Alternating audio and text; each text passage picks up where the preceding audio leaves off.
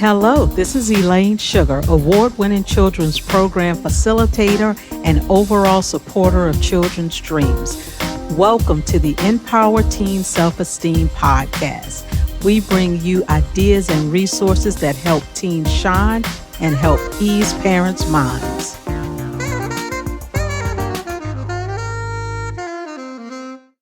Hi, everyone, and welcome to this new episode of Empower Teen Self-Esteem. I'm Elena Perella. I'm a personal coach for high achievers, and I am the founder of Sentido Life Coaching. Today, I am filling in for Elaine Sugar. Our guest of today is Freya Dawson. Did I say it correctly? Freya, yes, you did. Freya. Perfect. And Freya, today with you, we are going to talk about relationship with children and teenagers, how to build a solid relationship with them, a relationship of trust in a very special way, right? In a non-coercive way. Yes, that's right. Because I believe that you can't really have a true relationship of trust unless there is no coercion. I think that's the foundation. Yeah. And how do you do that? Well, I basically told my sons, I have two sons who are now 21 and 17, but I told them both when they were very young that they would never be forced to do anything that they didn't want to do, and that I would never use any punishment. I would never impose limits on them. I would never even reward them in order to try and get them to do what I wanted to do. So it was non-coercive in all areas of their lives. Wow. And how they responded to that? Because, I mean, you don't even reward them. No, so Yeah. they didn't expect rewards. They just simply went about their lives. And it was a very interesting journey, I'll have to say that, because, of course, I came to parenting with all the old conditioning from my own childhood. You know, I was brought up in a very conventional family in Australia, and I was punished, I was rewarded, I was told what to do. I basically didn't have very much autonomy at all as a child. And I tried very hard to be good, you know, and do the right thing and avoid punishment. So I had all that conditioning. And when I started my own family, I decided that I didn't want to continue that pattern of authoritarian parenting. And so I decided to do things differently. But I also didn't have a clue what I was doing. I didn't have any I didn't have any skills to support that. So essentially I threw the rule book out the window and said, no, I'm not going to do any of these things. I'm not going to punish you. I'm not going to force you to do anything. But I didn't really have anything to put in its place. So that meant I was on a very steep learning curve to try and figure out how to relate to children from this relationship of trust and in a very respectful way, while at the same time not being completely trampled, you know, myself, not to be a complete doormat. And that was quite an interesting balance to find. And I did have to really, I did have to learn some new skills. Okay, like what? What new skills did you learn? Well, really to start with, I focused on listening skills because one of the other things that I committed to when I became a parent was letting my sons have free emotional expression. So I didn't want to shut down their emotional expression. I didn't want to judge it. I didn't want to stop them crying or raging or, telling me what they wanted. So that was kind of confronting in itself for me, because I tried so hard to be a good girl as a child that I'd actually repressed a lot of my emotions. Yeah. I wasn't used to being angry. I wasn't used to asserting myself and asking for what I wanted. I had even sort of forgotten how to cry. Wow. Because I had repressed so much. So, of course, my children didn't have that repression. So there was emotions going everywhere. How did you manage that? Well, that's where the listening skills came in, right? So I was quite overwhelmed by the intensity of emotion and the range of emotion, the anger, the fear, the screaming, the fighting. And so I had to really focus on I call it listening in presence. So this was really getting out of my head, getting out of all the judgments that I'd learned about, what's good and bad, and really just coming into my body, coming into a really present state where I could just completely focus on what my sons were expressing and just give them my undivided attention without any judgment, without any comments or lectures or reprimands, but basically just to hear them really, really clearly. And I discovered that the more skilled I became in doing this, basically keeping my mouth shut and just holding space, that they actually were able to calm down more quickly because I wasn't reacting to their outbursts. So it wasn't getting worse. So they were calming down more quickly and gradually learning, about their emotions and developing more awareness around how to express those emotions. So that was a really important first step for me. Yeah, it sounds fantastic. It sounds as if they were regulating themselves while you were there for them, holding space. And Yes. It sounds very healthy, because eventually you learn to understand your own emotions better and how you can regulate them, and so Yes. find balance eventually. Yes, that's right. I have to say, though, that it did take quite a long time Yeah. for the intensity of it all to start tapering off. And of course, there were lots of times when my emotions were triggered as well.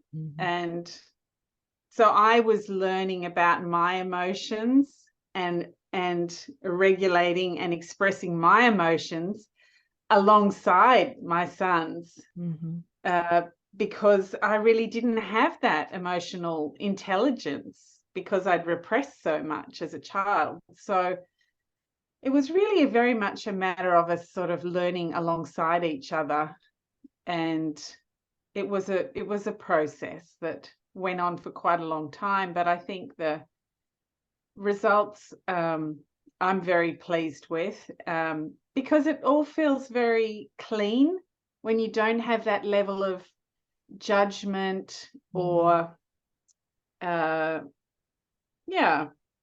closing down somebody's feelings. They're allowed to be expressed and passed in a very clean way. So there's no blame, there's no fault finding, there's no struggle in it. It's clean. Yeah, beautiful. It sounds as if through parenting your children, you were kind of reparenting yourself.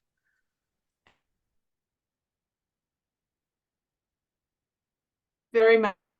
There was a lot of introspection and a lot of unlearning of those old patterns and beliefs and conditioning that I picked up as a child. And that was one of the other skills that I really had to master, was how to unlearn this old conditioning, because it kept getting in the way. And there were so many times that it brought struggle and conflict into our relationship, because my sons would, want to play video games, for example, a lot. And, my conditioning was, oh no, this is not healthy. This is not good for them. This is really a waste of time. There were all these negative connotations associated with in my mind. And yet they were passionate about it. They were absolutely loving playing games and getting so much out of it.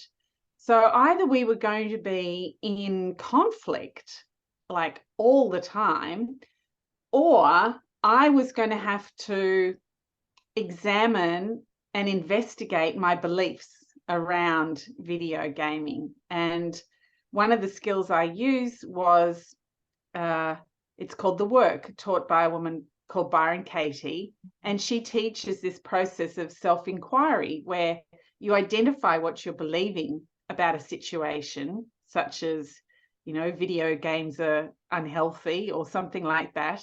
And then there's a series of questions that you ask yourself to investigate that belief. And I found this really, really helpful to open my mind to new ways of thinking about the situation and new ways of relating to my children in that situation. So there was as much unlearning going on with me as there was learning going on with my sons. So it was a very interesting process. Yes, and I think that questioning your beliefs is one of the most important things we can do for ourselves and our children, because we often believe that what we believe in is right, because it was just the way it went, passed on from generation to generation. Everybody did the same, everybody believed the same, so it must be right. And still, sometimes we discover that it isn't, that those beliefs actually are an obstacle. Yes, and it isn't even a matter of right and wrong. It's just a matter of, well, this is a new situation I haven't come across before, and maybe I actually don't know what's best for my children in this situation. And maybe trusting that they know what's good for them is a really positive way forward. And I found that the more I trusted them and that they knew intuitively what was going to be beneficial for themselves, that really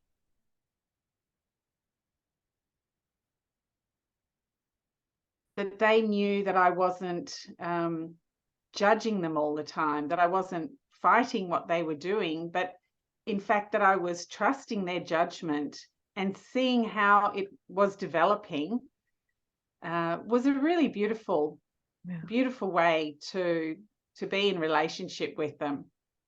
Yes, it's. I think that when children and teenagers feel that you trust them, then they feel safe with you. Yes, and the beauty of that is that when they feel safe, they'll come to you if they have a problem. Exactly. So if they encounter material online or in a game or in a relationship that they find really challenging or confronting, then I was the first person they came to talk about it, because they knew that there wasn't going to be any judgment, there wasn't going to be any punishment or anything like that. They knew that I would listen and help them find a solution. And so it really made me their ally rather than somebody that they would hide things from. They really didn't hide things from me at all, which was pretty amazing.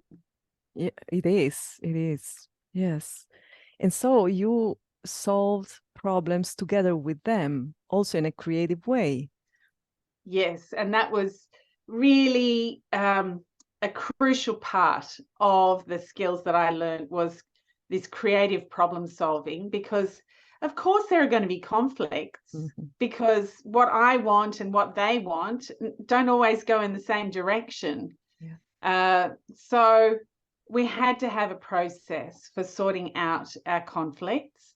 And the best way I found to do that was on an equal footing. So if we had a problem, I would invite them to help me find the solution. And we would sit together and basically describe what we wanted, express our feelings, and invite everybody involved to help to find a solution. So it wasn't my responsibility to solve the problem, it was everybody's responsibility. And that made a huge difference. It was very empowering for all of us. Another important aspect is of parenting, raising children that become functional adults, because they have learned since very early age how to solve problems by themselves. Yes. Yeah. And how to solve problems with other people, you know, how to work together and to take the initiative in coming up with solutions, rather than just have an authority figure tell you what to do or just follow along, but to actually take personal responsibility for finding solutions and making suggestions. That was really amazing process. Again, it took a long time sometimes. There weren't always easy answers at all. And yeah, it was a very interesting process, and I had to learn how to be assertive and to hold out for solutions that I was really comfortable with as well. Yes. So assertive and non-violent. Yes, that's right. So I learned non-violent communication, which is all about speaking about how you feel and what you want in any situation, and not going into the blame game, you know, not blaming the other person, not finding fault, not judging them, but just very clearly and assertively saying, in this situation, I feel angry, upset, sad, whatever, because I want the clothes picked up off the floor. You know, I want some cooperation to get out the front door, or to get to this family outing. So yes, very, very clear ways of asking for what I want without getting into judgment or blame. Yes. Wow, this is going to help parents who are struggling with their in their relationship with their children, because I think that it's an amazing way of parenting. Yeah, both for parents and children. Yes, well, it certainly benefited me enormously, because I became so much more self-aware and so much calmer and peaceful within myself. And the weight of all this old conditioning was gradually lifted off my shoulders. So I experienced so much more joy and freedom in my life generally. And that's been absolutely delightful. And also, I've had this very interesting and open and sort of free-flowing relationship with my sons, which I value very, very highly. And it's been, a really, really interesting journey that's opened me up in all sorts of very surprising ways. Beautiful. And you help parents now, right? Yes, so I'm a parenting mentor, and I help parents who are struggling or stressed or know in their heart that they don't want to use coercion, but like me, didn't have the tools, don't have the tools and the skills to deal with these challenging situations. So I share these tools with other people and help them work through the particular challenges so that they know they have these skills that will serve them in the future for whatever might come along. And they feel more empowered and more confident and more relaxed. Yeah. And how do you do this? One-on-one sessions? Do you have a course? Yes, so I have a course. It's called Joyful Parenting, and it's based on the book I wrote, also called Joyful Parenting, which covers all of the skills that I used to parent in this particular way. And the course goes into detail about exactly how I use these different skills and gives very specific examples, drawing on challenges around things like food, gaming, emotional outbursts, tantrums, all those sort of things that many parents struggle with. And as well as the course, which is a online course that you can do at your own pace, I also do one-on-one mentoring with parents over Zoom. Perfect. Yes. And how do people find you? Basically, they find me through my website, which is freyadawson.com.au, or I'm also on Facebook, Freya Dawson, Joyful Parenting, and Instagram under my name, Freya Dawson. So Facebook or my website are probably the easiest ways to get in touch with me. Okay. Perfect. So you've heard, you can come in contact with Freya and find with her the tools that you are looking for to improve your relationship with your children and teenagers. Freya, thank you so much for being here. Thank you very much. It's been a pleasure. It was a pleasure to listen to you and to learn from you. And this is the end of our episode. I thank you all for watching. Thank you for joining us for this episode of Empower Teen Self-Esteem. Please follow Kids More Sugar on social media. Please do subscribe to our YouTube channel to show that you support this content. And you can visit our website at kidsmoresugar.com to learn more about our free online kids program. Thank you.